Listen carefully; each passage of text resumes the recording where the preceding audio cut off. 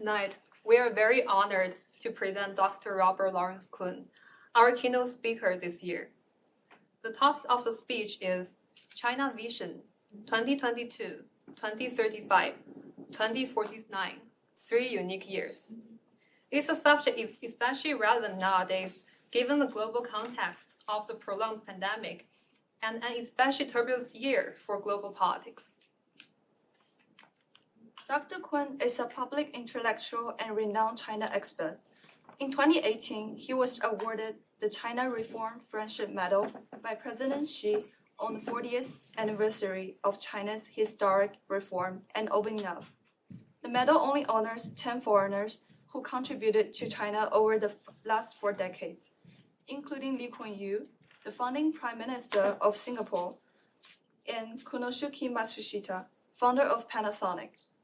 Working with his longtime partner Adam Zhu, Dr. Kuhn has advised China's leaders and the Chinese government. He's the author of over 30 books, including a biography of former President Jiang Zemin, which has become China's best-selling book of 2005. Beyond that, Dr. Kuhn is an international corporate strategist and investment banker, chairman of the Kuhn Foundation, and creator of Closer to Truth, the public TV series on science and philosophy. Please join me in welcoming Dr. Kuhn.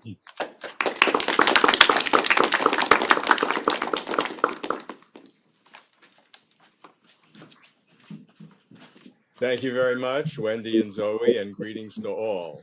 Guwei Lai Bin, Pengyomen, Daja Hao. I appreciate this invitation to speak at the Brown China Summit at this complex and volatile time in world geopolitics. There is no matter of international affairs in which China does not play a major part. I'm going to present today some key ideas about China, hardly comprehensive. So I'm really looking forward to your questions. No question is out of bounds. No question is too sensitive. As I'm speaking, write down the questions and we'll focus on them. But first, today, April 15th, I must say, marks a rare occurrence of 3 religious holy days of the 3 Abrahamic religions. Chronologically, Passover in Judaism, Good Friday in Christianity, and Ramadan in Islam. In this context, we acknowledge the Brown University motto, In Dio Speramus, in God we hope. So I'm going to have several sections today, and I want to begin with China's big vision, which is what's called the 2 centenary goals. Centenary is 100 years. The first, and these were established many years ago in the early 2000s. So the first was 2020, which obviously has been, is past now. We'll discuss that. And it really was a round number that referred to the year 2021, which was the 100th anniversary of the Communist Party of China. And the goal set for the first centenary goal for 2020 was what's called a moderately prosperous society. In China, it's called in Chinese, Shaokang Shehui. I can assure you the English is a little bit awkward, but the Chinese really sounds very, very good. Now, what it was initially, it was defined by a quantitative test that the 2010 GDP and income per capita would be double by 2020. And that was achieved. And it's roughly order of magnitude exchange rate changes, of course, around 10,000 US dollars, which is really enormous when you consider that after the ruinous Cultural Revolution in China and before the beginning of reform and opening up, the annual per capita GDP was like $300 or something. So it's an enormous increase. I think at one point it was like 50 times increase in GDP per capita. Now, President Xi Jinping added a new element to what it means to have a Shaokang Shehui, a moderately prosperous society. And he said that an income test is needed, of course, but it's necessary but not sufficient. sufficient, there needs to be other kinds of things. And his primary thought was that we cannot claim as China to be a moderately prosperous society, if any Chinese citizen remained in abject or extreme poverty. So that even if the GDP capita were $20,000 a year, driven by, of course, the major primary cities and East Coast, if any Chinese citizen remained in abject poverty in rural mountainous areas because of lack of education or healthcare, that China could not make that statement. And these tests included not just annual income, but adequate healthcare and education, and as President Xi emphasized, a flush toilet. So President Xi was definitely a promoter of toilets. Some people thought that was inappropriate for a head of state, but he did not. Thus, China began a 7 to 8 year program called Targeted Poverty Alleviation. And what that meant was that you might have heard the numbers that China has brought 700, 750 million, 800, 850 million, numbers jump around a bit, but call it 800 million people out of poverty. The fact is that the large majority of that were brought out of poverty because of purely economic growth. That as China began growing with reform and opening up, the economy grew and people just were making more money. And so it was only this period of time, about a decade ago, that people realized that no matter how much China would increase its GDP per capita, that there remained about 100 million Chinese who, no matter how high the national GDP per capita would grow, that these 100 million would remain in absolute poverty because they were the large majority in remote mountainous villages. Many of them were non-Han Chinese, so they didn't speak the language or have access to education. So President Xi made this dramatic emphasis on poverty alleviation. We'll talk a little bit about that later. But he made a fairly remarkable statement for a leader. He said, "I have spent more energy on poverty alleviation than on anything else, So the second centenary goal, which is now the target, targets mid-century, 2050, 2049 being the 100th anniversary of the People's Republic of China. So the first anniversary was of the party. Second anniversary is of New China, the People's Republic. And the goal is what's called complete socialist modernization. And President Xi uses 6 aspirational adjectives to describe what this complete socialist modernization is.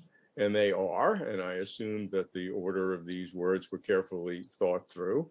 The first is prosperous. The second is strong.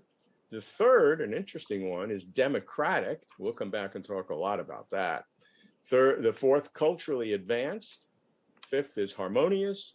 And the sixth is beautiful, which is an environmental test of so-called ecological civilization. Now, the totality of all of this is what President Xi stated just a couple of weeks after he became senior leader of the country in late 2012, and that's called the Chinese Dream, Zhongguomeng. Many of you may have heard that. And the Chinese Dream is called the Great Rejuvenation of the Chinese nation. This has many facets to it. Many people look to the phrase moving to center stage of the world in an international sense, but the thrust largely is domestic in terms of the people's standard of living. As for the year 2035, the goal stated is to basically achieve socialist modernization. And so that's a strange number, 2035. It's midway, obviously, between the first centenary goal of 2020 and the second centenary goal of 2050. So that's a nice parallelism there. And it was established in 2017 at the 19th National Congress of the Communist Party of China. And what's interesting about that number, 2035, when basically the second centenary goal will be achieved, not fully, but basically, is that President Xi Jinping will be 82 years old at that point. So maybe some significance in that. We'll come back to it. So the first section I want to talk about is China's political system. So let's start with that. And to understand China's political system, one must understand the rise and position of Xi Jinping. It's only one facet, granted, but it's obviously central. Now, I want to go back to March of 2018. Some of you may remember when the world media was surprised and many dismayed when term limits for the president of the country, which had been a sacrosanct principle that Deng Xiaoping had instituted to prevent another Mao Zedong and Cultural Revolution, but that was abrogated in March of 2018. So there was no longer a restriction. And people were very upset about that in the Western media, in the foreign media. But actually, that misunderstands how the Chinese system works. And what I'd like to do now is, in a little detail, is go through with you the chronology of what really happened to lead up to that and beyond that, and what it means in terms of the process. And by doing so, one can really understand senior leadership in China. So the first, and I call this a chain of events. So the first link in this chain was Xi Jinping's activities in the early years of his leadership from late 2012 to around 2015, where policies, ideological, strategic, various policy ideas were put forward, and a body of strategies and ideology was being built. And I can just give you some of them quickly. We talked about the Chinese dream of the Great Rejuvenation. That came first as the overarching thing. Then there was something called Four Comprehensives, which was stated, the four were stating the goal of the moderately prosperous society: reform, rule of law, and strict governance of the party. Each one of those had a different kind of thing. The moderately prosperous society was a goal, reform was like a technique, rule of law was a system, and strict governance of the party was an emphasis on not just party leadership, but the anti-corruption campaign, which was the largest and continues to be the most sustained in Chinese history. This just a relentless anti-corruption campaign. What was also put forth was what's called the five major concepts of development. Now it's called the New Concepts of Development, and it arrayed five different ideas for China's economic development. The first was innovation, and that was interesting. It was the first time in Chinese history that innovation was made the number one of the five key elements to drive development in the economy. Second is coordination, which means regional coordination. We can talk about that in the Q&A. Green, which elevated environmental constraints to the highest level, because these five are the highest level of policy drivers. So under President Xi, but then innovation was first. Third was green or environmental.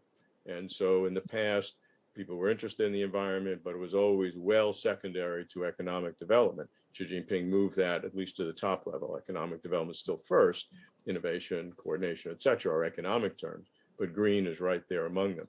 Open, which means China will continue to open to the world, other elements. And the fifth was sharing, which has now been, we have the phrase common prosperity, but it is an equalization of China.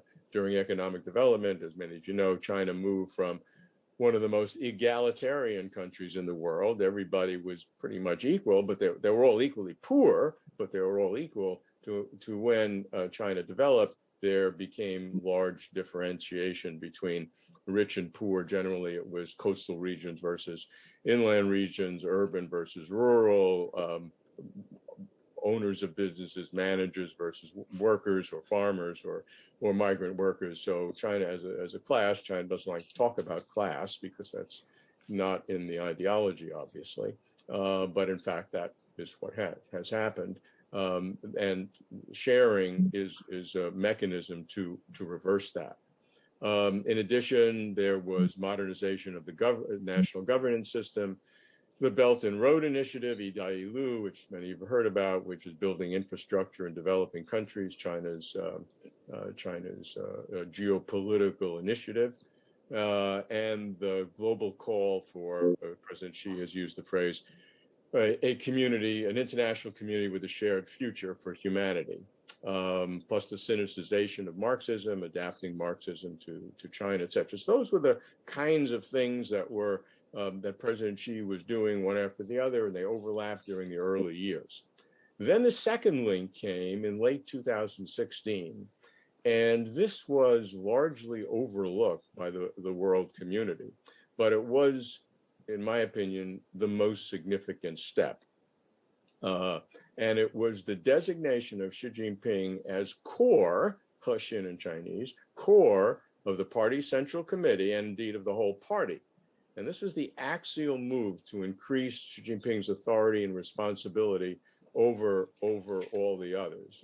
This was a key formalism. I wrote an article right at that time in the South China Morning Post in November of 2016. It's online, people can look at it in real time. And what it means is this: if you're at the highest level of the Chinese political system, you have the party, the Central Committee, a little bit more than 300 individuals, 100, a little less than 200 are permanent members, and then alternate members, another 160, 80 or so, varies. But that's a Central Committee, and they theoretically have full control. And of that, you have the Politburo, and then the Politburo, 24, 25, 26 people. And then of that, you have a Standing Committee, which is the most powerful group in authoritative body in China. And that has varied in the past from 5 to 9, it's 7 now. And everything in China reports to one of those individuals. And in the past, they have been very much siloed in terms of their authorities and pretty much equal. And indeed, the way the system works is there is voting, which is a kind of a democratic approach at the highest level of the Chinese government, which is the Standing Committee. There are votes. And so theoretically, early on, if the president, say President Xi, said, I want to speak at the Brown China Summit, and 4 of the Standing Committee said, we don't think that's a good idea, he couldn't go. When the designation of core was established, that meant that individual had more authority than the rest put together. So that was a key step. When Deng Xiaoping put Jiang Zemin as the leader after Tiananmen Square in 1989, a short time later, Jiang Zemin was made Hexin, was made core. Hu Jintao, the next leader for 10 years after Jiang Zemin and before Xi Jinping, was never made core. So this core designation was absolutely critical. The third link in the chain was in late 2017 at the party's 19th National Congress, and that was incorporating what was called Xi Jinping thought on socialism with Chinese characteristics for a new era. It's a mouthful. And it may, in fact, be shortened in the future, which many people expect. But that was inculcated into the party's constitution in 2017. And frankly, that was momentous. And here's why. Because the way China works, as you know, is that the party controls the country by the constitution of both the country and the party. Is the leadership, the vanguard of the country is the party. And the party is founded on an ideology. And so the ideology of the party is really important. And so the party leads the country. The ideology is the foundation of the party. And now that Xi Jinping, by his thought being put into the party constitution, so now he is the official ideological arbiter of contemporary Marxism or contemporary ideology. So by simple deductive logic, therefore, party leads the country, ideology controls the party, Xi Jinping controls the ideology, so Xi Jinping controls the party and the country. And this means, to put it simply, that no matter what title Xi would hold during the rest of his sentient life, he would still be the #1 leader, even if he didn't hold a title, because he's determining the ideology in terms of the party. So that is a critical thing. Then the fourth link, which is what I started with in early 2018, was the removal of term limits for China's presidency, which had great symbolic significance, and it certainly alerted people to what was going on. But it had really no practical or very little practical significance, because there never were term limits for the general secretary of the party, nor for the chairman of the Central Military Commission, which are the three main titles that Xi Jinping has. He has many other roles, of course, as everyone knows, but those are the three main roles: the General Secretary of the Party, Chairman of the Central Military Commission, and President of the country. President of the country is a symbolic position, which is very important because it represents the country, but in terms of real power, it is minimal. Then, just to complete this, there was a fifth link of the chain, and it was in late 2021 at the 6th plenum, which is the regular meetings, approximately a little bit more than one a year, of the Central Committee in the time between people's party congresses. And at this 6th plenum, late last year, it issued a historical resolution, which was only the third time in party history it had done this. One time under Mao Zedong, one time under Deng Xiaoping, under very different kinds of circumstances. But it confirmed what has been called the new era, with Xi Jinping as the core of the party and the helm of the country. And it established this parallelism between Deng and Mao, Mao and Deng and Xi, to open up a new era. And what came out of that was what's called the two establishes, to establish Xi Jinping as the core and establish Xi Jinping thought on socialism with Chinese characteristics for a new era as the guiding ideology. Now, I already said those two things. He was made core in 2016, and the ideology was inculcated into the party in 2017. So why do we need in 2021 another statement that just reaffirms that? Well, if you understand how the party works, in party culture, history and formalisms are extremely important. And a historical resolution has the highest import. And so now these two establishers, having been created before in different circumstances, are now formally made part of the party history in this formal way. And the sixth and final link, we expect late this year, will be at the party's 20th National Congress, which will present this grand vision, articulating specific objectives for the years 2049, 2050, and intermediary 2035. Toward the great rejuvenation of the Chinese nation, with Xi Jinping, as everybody says, almost certain to have a third term. But more important than the third term, with all of this behind us, unequivocally and unsurpassably for the rest of his sentient life, in charge for the foreseeable future. So let's go on to the next topic, which is what's called whole process people's democracy. So China promotes its alternative to political democracy, which we know as free and fair multi-party elections with a free media. And indeed, democratic is the third of 6 aspirational adjectives for China in 2049. So what is this whole process people's democracy? Let me give 3 examples. Number 1, when officials are promoted, there's a period of time where anybody can comment on them confidentially.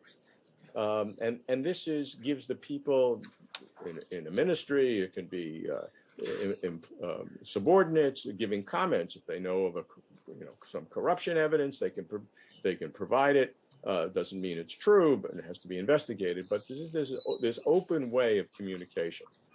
A second and similar is public input and polling to assess public opinion. For example, right now, in preparation for the 20th Party Congress coming up, the party is seeking public opinion and suggestions on 8 core topics. And they've put this out, and they're asking anybody to to give information, give their ideas, their opinions and suggestions via some 3 main online platforms between April 15th, between today and May 16th. So you have about a month to say whatever you want on these 8 topics. So these are the things that are being talked about. Full and strict party governance, high quality development, comprehensive reform and opening up, whole process people's democracy, which is a new emphasis this year, law-based state governance, socialist cultural advancement, people's livelihoods, and ecological process.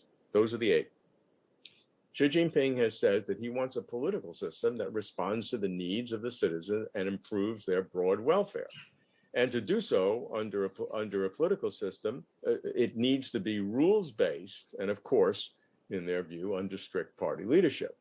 Now, if you think about it, it's a real challenge with no direct elections, no independent judiciary, no institutional checks and balances, and most important, no free press. So you want to achieve this political system for the needs of the people, and you don't have those 4 elements. So what does China do? So now I have followed this, a fascinating kind of a test, an experiment that China is engaging without any of those, elections, independent judiciary, checks and balances, free press, yet still achieve a society that does have checks and balances within the party-led system. So I'm going to give you one example that I have followed in great detail of how this works. And it relates to the poverty alleviation campaign, which I spent some time understanding, because there is great fraud and corruption in poverty alleviation. When you think about it, because there were huge amounts of funds involved and people's careers at stake, that the temptation for cheating and stealing should be no surprise. Now, in 2017, China announced it had 122,100 cases of corruption in China. That was announced, 122,100. Now, of those, 48,700, more than 1/3, related to poverty alleviation work. And, that's a very unflattering statistic in China, but I'd applaud the government for releasing that, because China doesn't want either falsifying data or misappropriating funds to undermine their poverty alleviation effort. Now, one way that they achieve this is through what's called third-party evaluations that are conducted regularly and randomly. For example, we followed a team from Southwest University in Chongqing, and it was like a military mission. They traveled about 300 kilometers from their university deep into rural Sichuan province, so a different geographical administration from Chongqing to the province. And the governing idea is that third-party evaluators would be coming from completely different regions. They'd not likely know any of the officials whom they're going to be evaluating, and thus they couldn't be swayed by personal relationships. Their task was to evaluate both the successes and the challenges of poverty alleviation work, and to assess how officials were doing their job.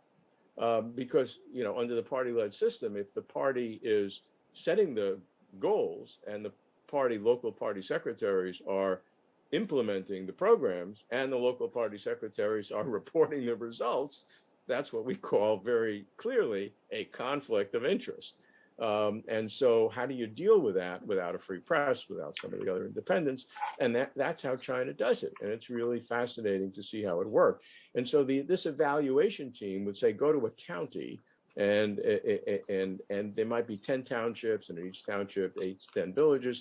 And even the morning that they were going to investigate, they didn't decide themselves which township or which village they will go to. So nobody could really be prepared. And I watched, and I saw local officials sweating when some of these evaluations came. The third area we don't have time to talk about is what's called the Chinese People's Political Consultative Conference, CPPCC, in China, which is a unique part of China's political system that participates in this kind of whole process, people's democracy. It's a unique body with no legislative authorities at all, but it has very powerful, influential work because it's a body made up of experts in different areas: healthcare, science, military, agriculture. And these are some of the leading people in the country. When they write reports, even though they have no power to implement it, the officials in government must take it very, very seriously. Third thing I want to talk about is what's called common prosperity, which maybe you've heard about recently as maybe attacking China's super wealthy, kind of a Robin Hood, take from the rich and give to the poor.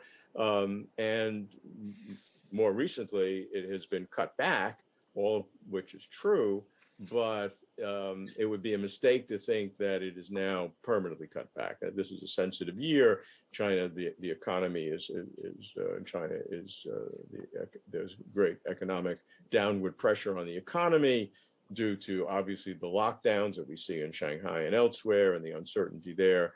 Many other financial, economic problems, as well as the Russian invasion of Ukraine and the impact of that on international markets, et cetera. And so China is very sensitive in this year, and so they may be toning it back. But I can assure you that common prosperity and the concept behind it is not something that's going to go away. It is deeply ingrained in President Xi in terms of how he sees what full socialist modernization means for China, due to his own background and his own interest. And it will resurface, all things being equal, in the future, but not necessarily this year.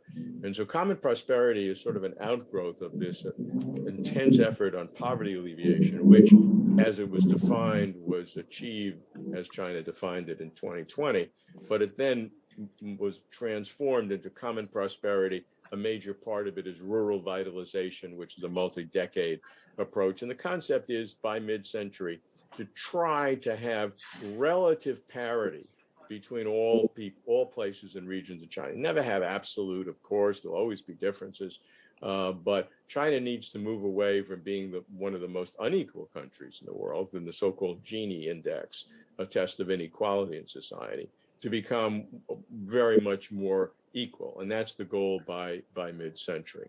Now, as we look at some of these goals for the future, I think what we need to do is also talk about the obstacles, the problems that China will face in order to achieve these. We can talk more about it later, but obviously we have the pandemic lockdowns and the uncertainty with China with a zero tolerance for pandemics generally, or COVID in particular. That may change in the future. It's slightly changing now, but not significantly. So that's a potential problem. Financial debt, people argue about that. How significant is that?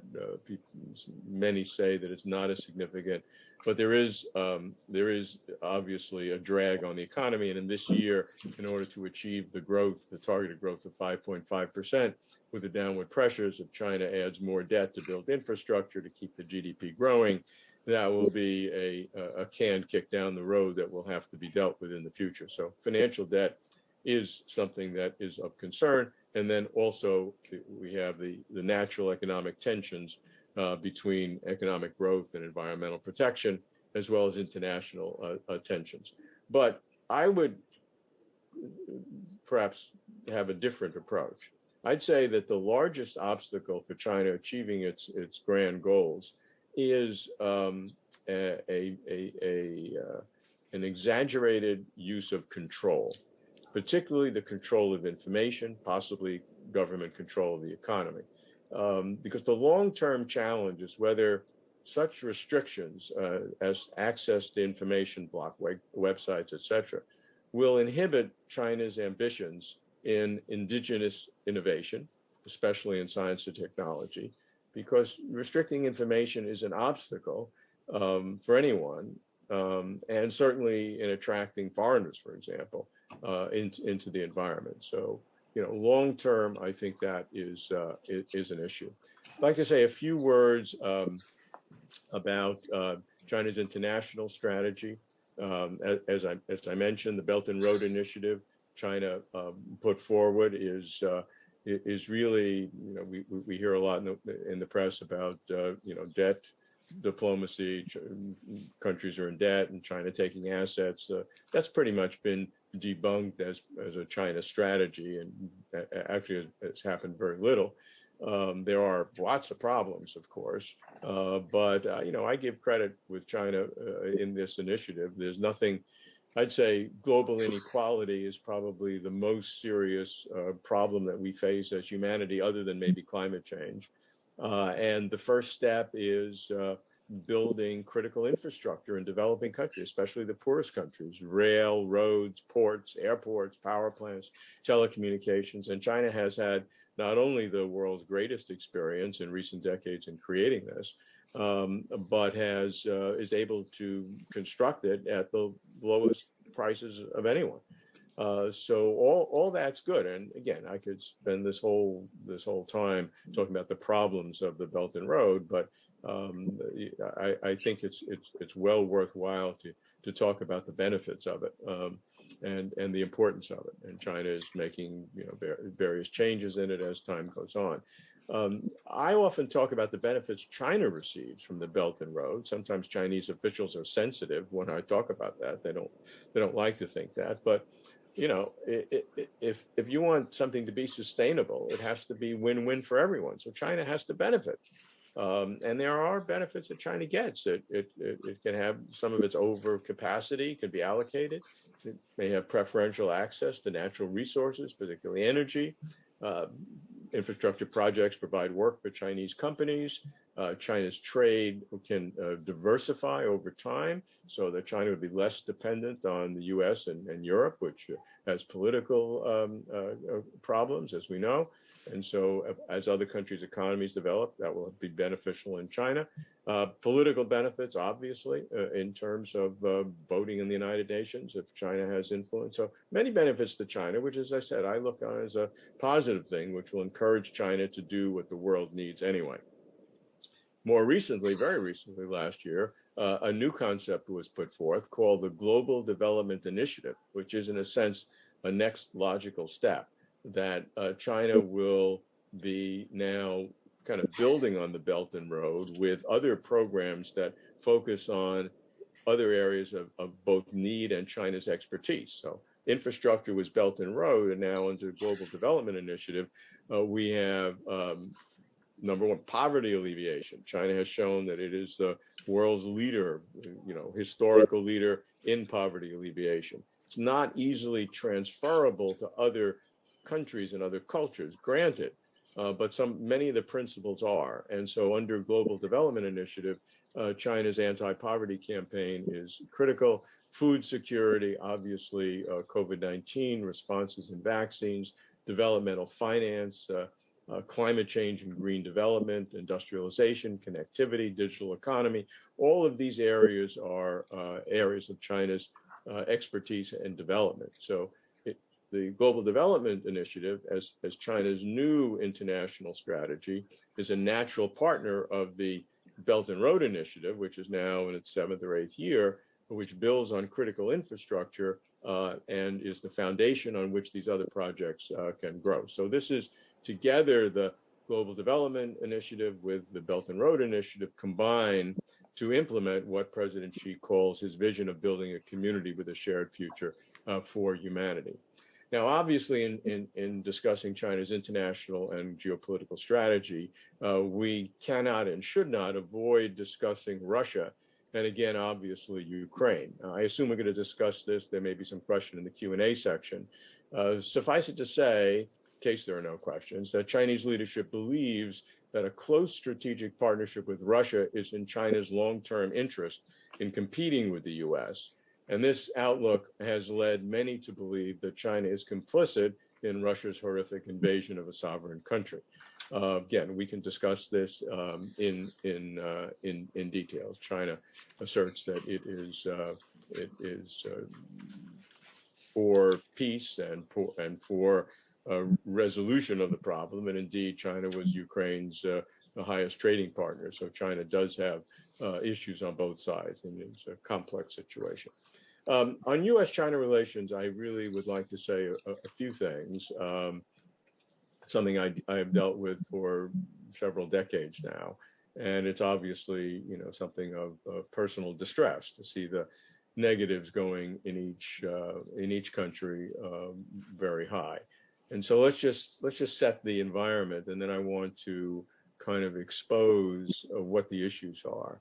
So for, I don't know, 3 decades or more, China's negative rating in the US fluctuated from the high 30s to the high 40s percentage, or something in that range, up and down.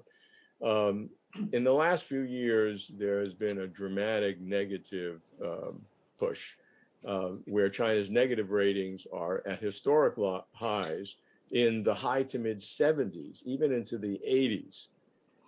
In terms of percentage of people who we think very negatively about China in the US, or somewhat negatively. This is vastly higher than it was at any time since polls are being done. And the same can be said about Chinese views of America, particularly among young people. They're the same, the worst ever imaginable. And so this is a real tragedy. I think we would all agree. And so why is this occurring? It's not a pretty picture, but we need to face pictures that are not pretty in order to try to understand them, to see such a precipitous drop in sentiments. What should be a priority, like US-China cooperation in pandemic control, is perfunctory. What should be ignored, like conspiracy theories, is promoted. And sadly, the energy and intensity in both countries, driven by media and by social media, escalates into antagonisms. So when I confront this, rather than giving some soporific kind of aphorisms about how to improve this, what I like to do is what seems to be the opposite. I like to lay out what people in each country really think about the other country in private, and say some kind of sensitive things out loud. And I do this not to inflame, but to cool, because overt discussions can help erode escalating enmity that can ossify when deep-seated emotions are bottled up or kept private. So I like to expose it. So let me give you what I have here, and you can hear it. So American majorities believe that China plays by its own rules. It uses a mercantilist economic system of government subsidies to gain unfair advantage, and it modernizes a burgeoning military to enforce geopolitical ambitions, especially by building a blue water navy. China's critics claim that China has become more restrictive at home and more aggressive abroad, seeking territorial expansion and unleashing what's called wolf warrior diplomats. They assert there's little reciprocity in the Chinese market and none in Chinese access to Chinese media, that China steals technologies to boost its economy, and China limits human rights, obviously. China is accused of vast cyber theft in industrial and commercial sectors, as well as for defense. The palpable fear is that as China becomes increasingly powerful, it will seek to further control information and discourse beyond its borders. Obviously, China's critics add ethnic genocide, and quote unquote, in Xinjiang, abrogation of press freedoms in Hong Kong, threats to Taiwan, supporting rogue states like North Korea and Iran, and now backing Russia in its illegal, immoral, war crime thick invasion of Ukraine. Now, all of what I just read is what China critics in the US would say. Not everybody would say the same thing, obviously, but those are things that are circulating. Now, as I believe in reciprocity, here's what Chinese majorities believe the US is doing, that the US is dedicated to containing China and stopping its rise so that the people will not have increasing standards of living. That's the real reason, Chinese critics of America say, why America supports Taiwan. America doesn't care that it's a paragon democracy, but it's like an unsinkable aircraft carrier, which the US can use to threaten China while keeping the motherland divided. They see America building alliances to preserve its hegemony by surrounding China with the Quad, US, Japan, India, Australia, AUKUS, Australia, UK, US with nuclear submarines, also with South Korea, Philippines, even Vietnam. The US, China says, hacks into Chinese computers and sends endless spy planes to patrol its shores. The US foments extremism, separatism, and terrorism in Xinjiang and Tibet, and trespasses with naval forces into China's sovereign territory, South China Sea, interferes with China's internal affairs by stirring up rebellion and violence in Hong Kong, maliciously blames China for the origin of the COVID-19 pandemic, spreads false rumors and smears China, applies the long arm of American law against Chinese interests anywhere in the world, and tries to inject Western values to overwhelm Chinese culture, eroding China's independence and undermining its sovereignty. Now, I have now articulated each side's thought of the other. Now I'm going to give you my opinion. None of what I said about American views of China and China's views of America was my opinion. These are just things that were happening. Now I want to give you my opinion.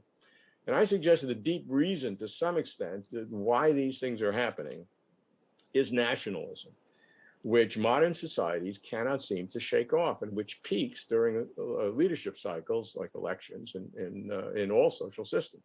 Now, nationalism is not unique to China or US. Nationalism is ubiquitous among all human collectives because it's rooted in biological evolution, where early human allegiance to the group, the tribe, increased fitness for survival and enhanced procreation success in the development of our species. Now, whereas the survival benefits of long ago tribes were unambiguous in terms of the importance of nationalism in that sense, the benefits of its contemporary analog for the nation state versus others are more complex and nuanced and are threatening our world. So we have this biological need of this nationalism, which was rooted in the past, had good reason. It's kind of awkward at times, almost like diet, where diets that we have today are evolutionary based, but inappropriate for a sedentary world. And human beings have confirmed over and over again that they will bear any hardship, endure any pain to protect the sanctity and pride of the group, which today is again the nation state or distinct ethnicities within nation state. So simple biasing and one-dimensional stereotyping, which is what nationalism does, it's driven by now, is a recipe for confrontation, not cooperation. But if we can recognize and expose nationalism, I think we can cool its passions and reduce its power. I won't eliminate it totally, and allow rational forces on both sides in China and in the US to build trust. Now, here's what I really think. In today's world, with multiple nation states and ethnic conflicts, with planetary problems like climate change and pandemics, the real conflict in today's world should not be between diverse political systems, but rather between the forces of modernity, competence, and development on the one hand, and those of ignorance, exploitation, and oppression on the other. And by this calculus, China and the US, whether they know it or not, or whether they like it or not, are sitting on the same side of the table. So let's all have the perspicacity and the wisdom to not make bilateral relations worse, and thus to enable the elixir of time to work its soothing magic. For China and the US, while confrontation courts disaster, cooperation enhances economic efficiencies and raises standards of living. It takes vision to see the other countries or the other person's point of view. It takes strength to compromise, and the peace and prosperity of not only China and the US, but the world depends upon it. Okay, thank you very much. I'm ready for your questions. Thank you very much, Dr. Kuhn. So we just covered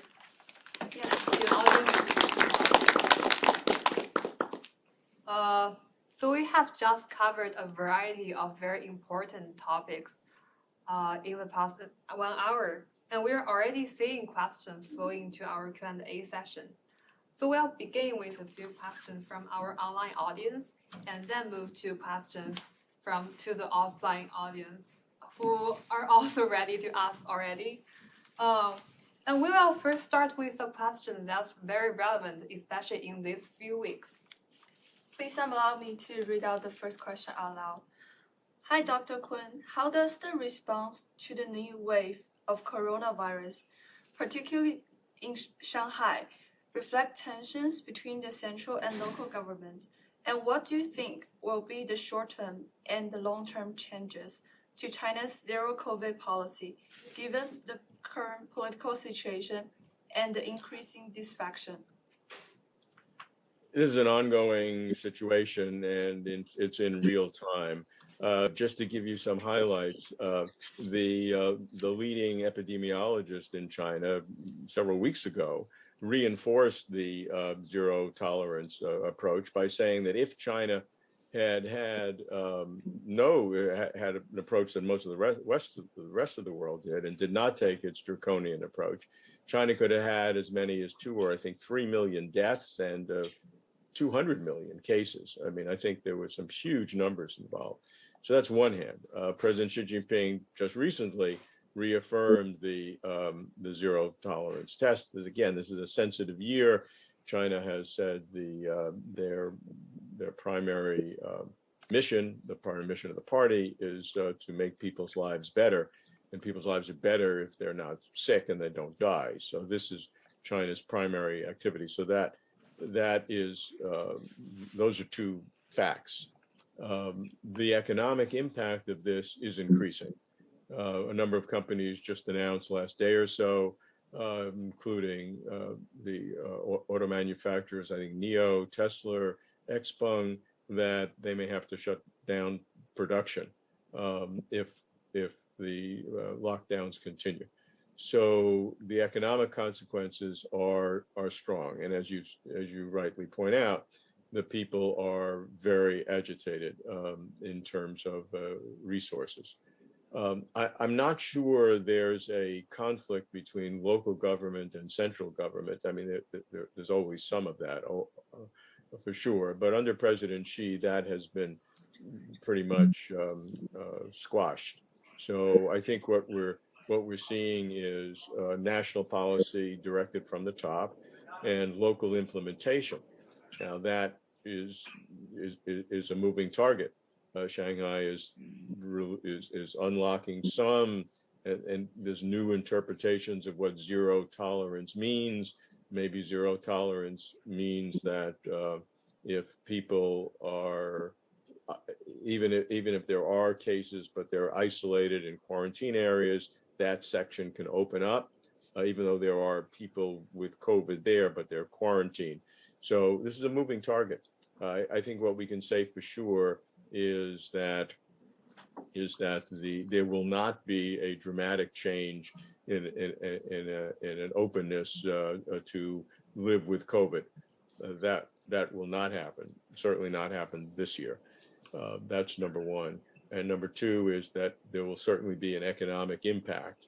And in order to blunt that impact, as I said earlier, China will probably increase the amount of debt funding to infrastructure projects to keep the GDP reasonably good. But there's a danger in that, because that will make the economy more fragile in future years because of the debt.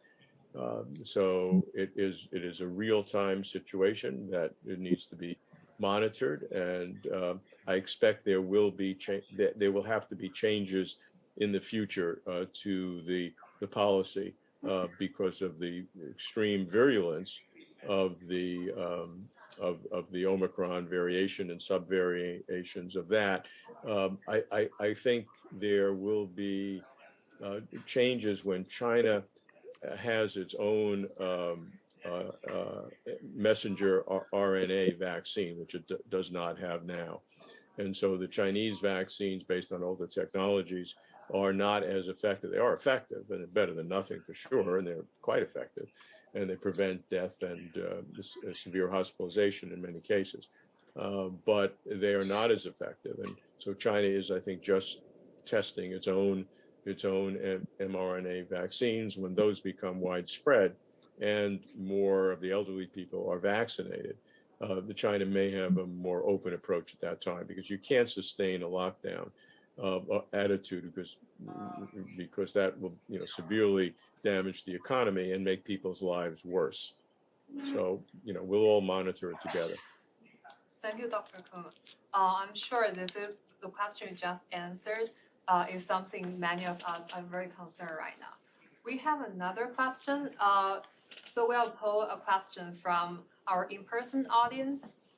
Hi, Dr. Kuhn. Thank you so much for coming. Dr. Kuhn, can you hear from the audience? Yes, I can. Yes, perfect. So my question is, for China to achieve sustainable growth in the future, there's very much a compromise for China to move from a low-income, industry-driven economy to a high-end, innovation-driven, service-based economy and overcome the middle-income trap.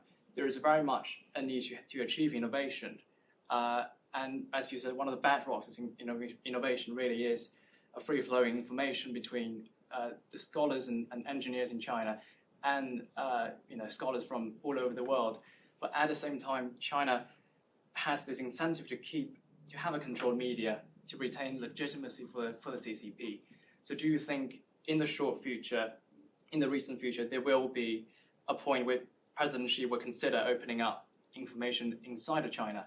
And my second question is, if China were, in theory, if China were to open up the economy, the information tomorrow, what are some of the ramifications on US-China relations, the party's legitimacy when the population has been shielded off from any sort of a variety of different opinions, if you will, for decades?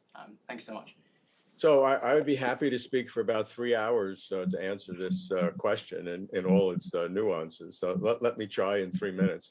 The first thing is there will not be any recent change, certainly not this year. If anything, it'll be the opposite.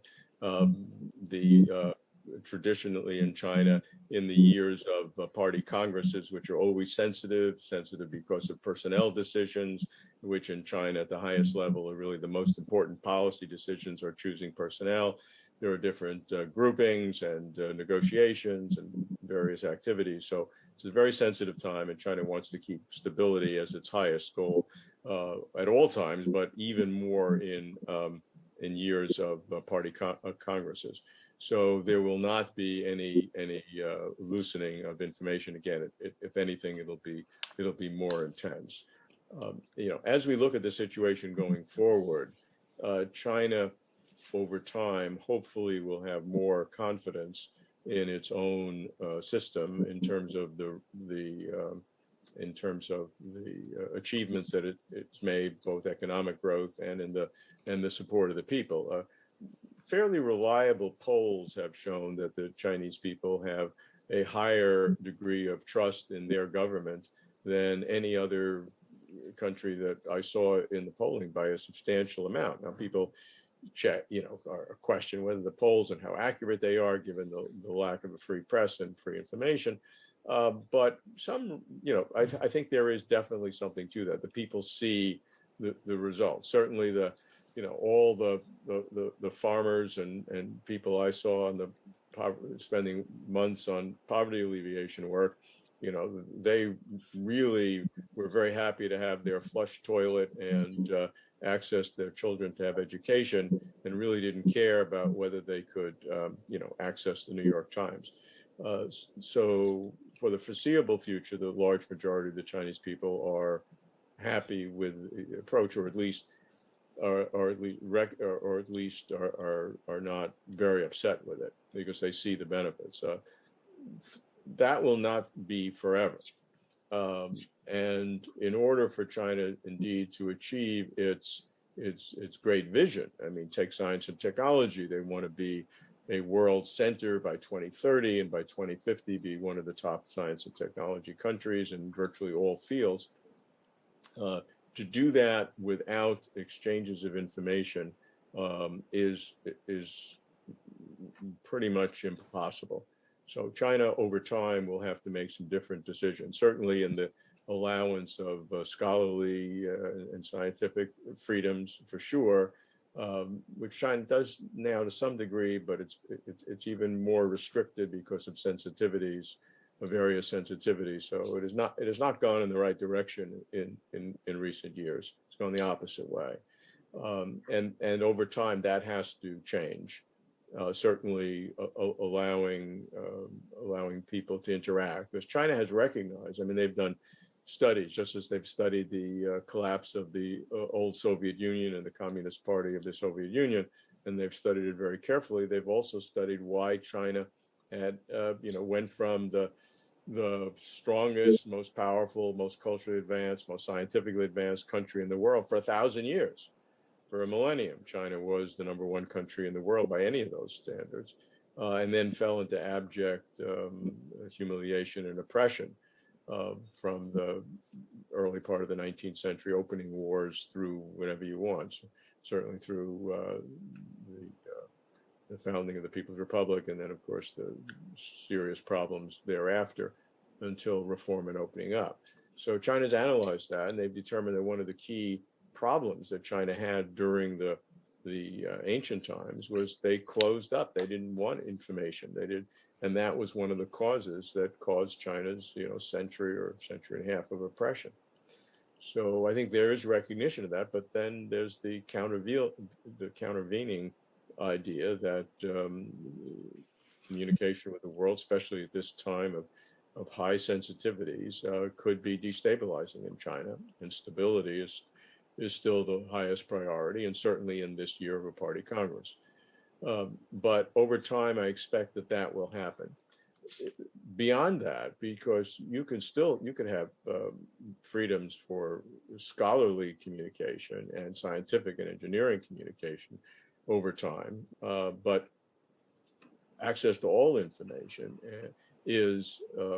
will be an issue, because even people, if they were free as scientists to exchange scientific knowledge, but didn't have access to really anything they wanted to, would be a restriction on the kind of people that would relate. So if China wants to have its best opportunity to become the leading country in science and technology, just to focus on that, the restriction of information, if we look 20 and 30 years from now, will have to be modified, and there's no way of predicting when or how that will occur.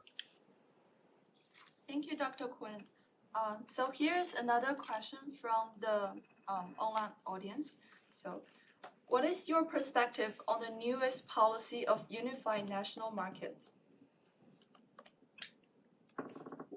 Well, China's growth has been dependent upon that process. When I started working in China seriously, or going back and forth from the U.S. to China seriously, in the middle and late 1990s, at that time, China was a fragmented country of hundreds of local markets, and nobody could have, new national thing. I was just in logistics.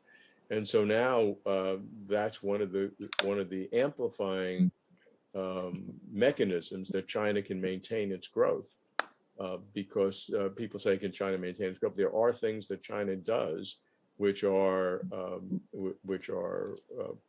changing policies that creates greater growth, and national markets, whether it's national energy markets or carbon exchange markets, is part of the tool chest that Chinese leaders have to continue the development of the country, as is urbanization.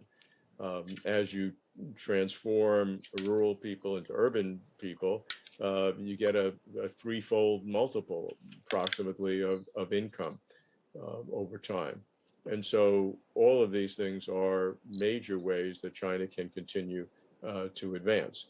But China is very sensitive, as it has always been, to doing things abruptly and making big national changes. So if you look at all the policies that China has had, start from the special economic zones, and starting in 1980, where they had special economic zones like Xinjiang, Zhuhai, that they literally put barbed wire around. So it was completely isolated, because no one knew what the implication was going to be of foreign capital and foreign companies and different approach to manufacturing, until it worked, and then it expanded, to the whole country.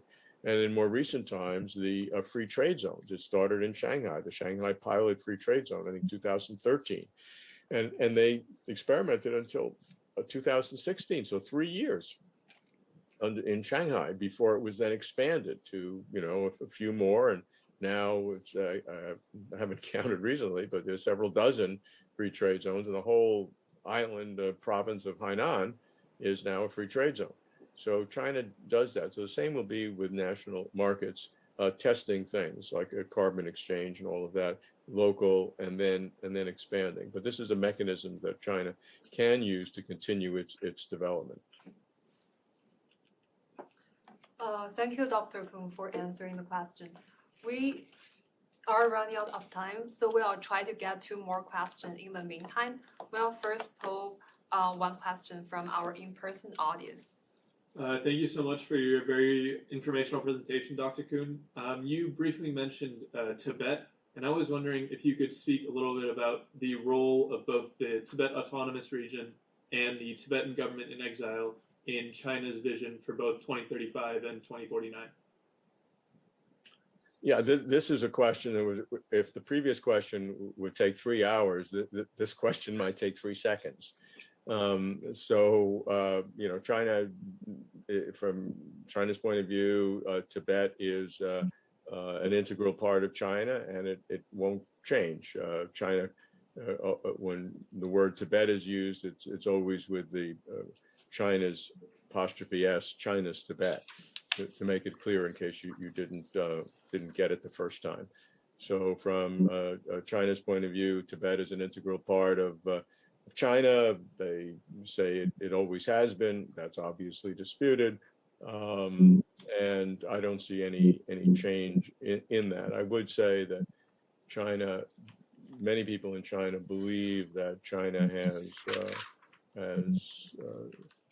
put a great deal of effort in improving the Tibetan economy, Tibetan healthcare, and should be more appreciated for everything it's done. China has contributed more to Tibet than Tibet has contributed to China. That's the belief of many people in China, and certainly the economic and social benefits of China has benefited the Tibetan people.